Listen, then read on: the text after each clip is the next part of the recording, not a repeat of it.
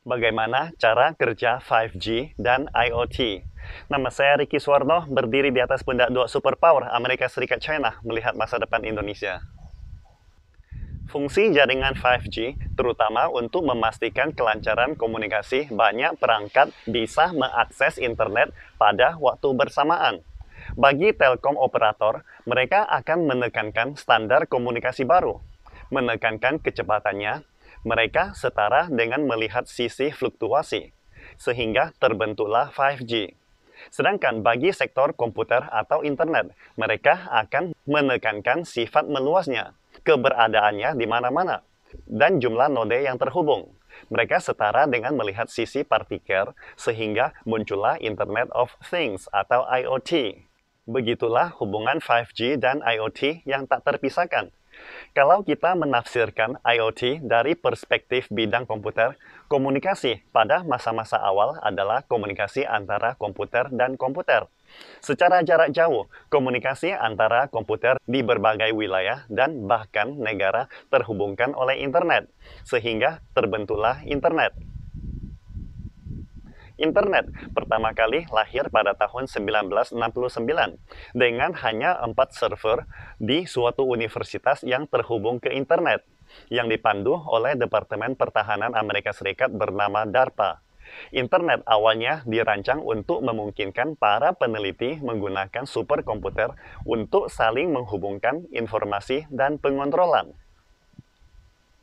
Ketika pertama kalinya dunia memasuki 1G hingga ke 4G, transmisi informasi pada dasarnya meningkat 1 hingga 2 kali lipat untuk setiap generasi. Komunikasi telah berubah dari hanya sekedar menelpon hingga ke transmisi data dari internet. Akhirnya, komunikasi seluler mulai berintegrasi dengan internet. Demikian pula halnya dari 1G ke 2G dan kemudian mengakses ke 3G, semua revolusi dalam teknologi komunikasi telah mengalami perubahan secara revolusioner. Tetapi ketika kita memasuki 3G atau kemudian ke 4G, efisiensi transmisi sudah mendekati batas.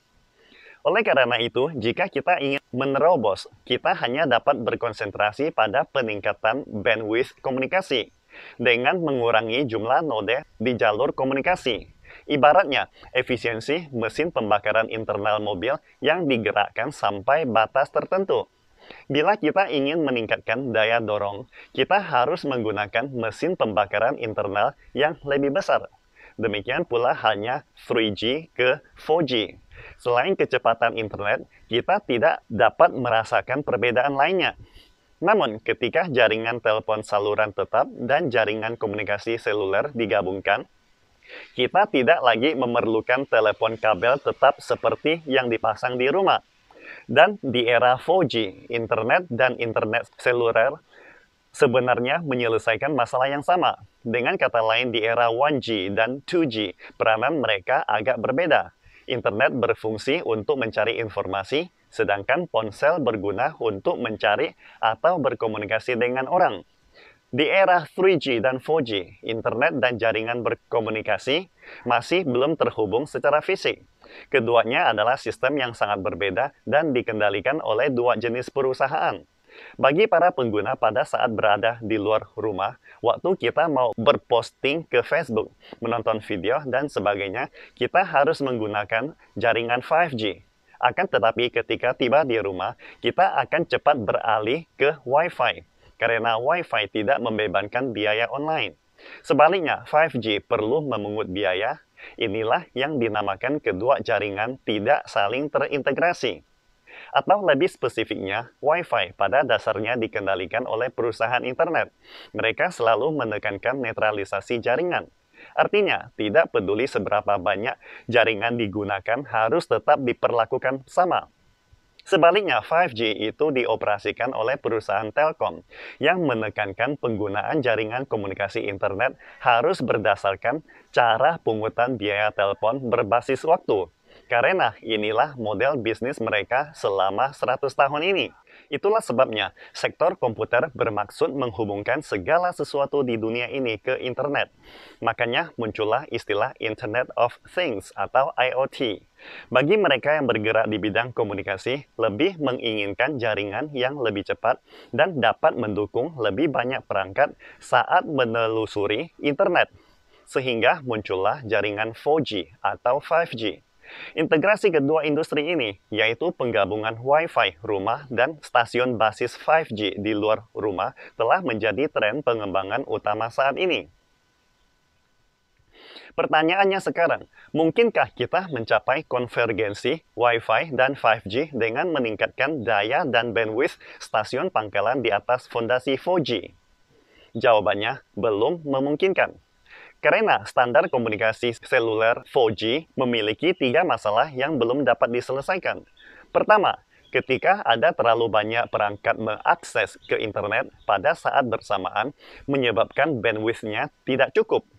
Contohnya, ketika kita menginap di sebuah hotel kecil, ketika kita melihat sinyal Wi-Fi hotel sangat kuat, tetapi setelah kita akses, ternyata kecepatan jaringannya sangat lamban, atau kadang tidak bisa mengakses sama sekali.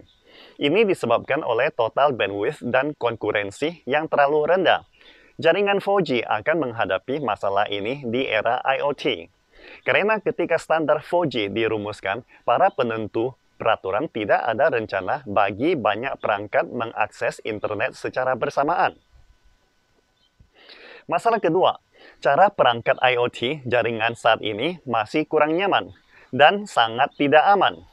Saat ini, kita menggunakan perangkat IoT melalui Bluetooth atau jaringan Wi-Fi di rumah. Barulah menghubungkan kita ke internet. Singkatnya, kita masih tidak dapat terhubung langsung ke internet. Dalam 10 tahun kemudian, jika kita melihat kembali metode jaringan semacam ini, akan merasa sangat aneh. Ibaratnya, kita memiliki ponsel tetapi tidak dapat menggunakannya secara langsung. Kita harus kembali ke telepon di rumah melalui gelombang radio yang terhubung dengan telepon rumah baru bisa melakukan panggilan telepon. Atau misalnya lagi, jam tangan pintar kita sulit bisa beroperasi tanpa ponsel. Kamera pengintai rumah atau CCTV tidak bisa berfungsi tanpa Wi-Fi. Inilah masalah-masalah yang belum dapat diselesaikan melalui 4G. Karena masalah fatal 4G di atas dan untuk memastikan kelancaran komunikasi di era IoT di masa depan, kita harus membuat jaringan seluler baru. Standar jaringan yang disebut 5G. Selain meningkatkan total bandwidth, kita juga harus memungkinkan banyak perangkat keras maupun lunak bisa mengakses internet secara bersamaan. Itulah hubungan cara kerja 5G dan IoT yang tidak bisa dihindari. Di era 5G, kecepatan jaringan dapat ditingkatkan 1 hingga 2 kali lipat. Jadi, tidak hanya cukup untuk digunakan oleh IoT, tetapi bagi kebanyakan orang tidak perlu lagi memasang Wi-Fi di rumah nantinya. Munculnya jaringan 5G akan menggerakkan banyak sektor. Salah satunya adalah full self-driving atau mobil tanpa pengemudi. Dengan cara ini, jaringan internet dan komunikasi benar-benar dapat terintegrasikan. Hal ini dapat memacu integrasi kedua industri ini, seperti standar pungutan biaya terpadu. Bahkan di beberapa negara, perusahaan kedua industri mulai bergabung satu sama lainnya. Jadi, konvergensi jaringan adalah tren pengembangan komputer dan komunikasi. Segala upaya yang terkait dengan tren ini akan maju dan berkembang cepat. Sebaliknya, setiap rangkaian praktek yang bertentangan dengan tren akan hilang dari persaingan. Pastikan Anda subscribe dan share akun ini supaya senantiasa mendapatkan info terbaru tentang teknologi terkini AI berkaitan. Salam Indonesia Maju!